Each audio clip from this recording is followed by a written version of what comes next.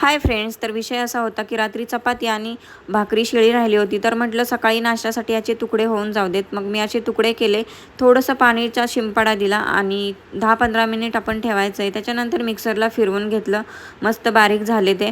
आणि आमच्या इकडे तुकडे म्हणतात याला, तुमच्या इकडे चिवडा पण म्हणत असतील. तर कढई गरम केली, त्याच्यामध्ये तेल टाकलं, जिरं मोहरी टाकली, कांदा टाकला, मस्त असा कांदा हलवून घेतला. त्याच्यानंतर थोडासा कढीपत्ता ॲड केला, मस्त असा हलवून घेतला.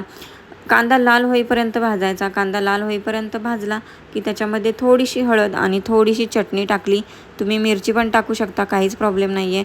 त्याच्यानंतर जे तुकडे बारीक केलेले ते टाकले, चांगले मिक्स करून घेतले.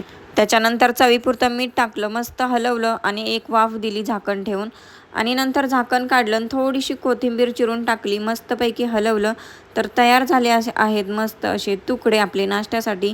व्हिडिओ कसा वाटला, आवडला असेल तर नक्की लाईक करा आणि आपल्या चॅनेलला सबस्क्राईब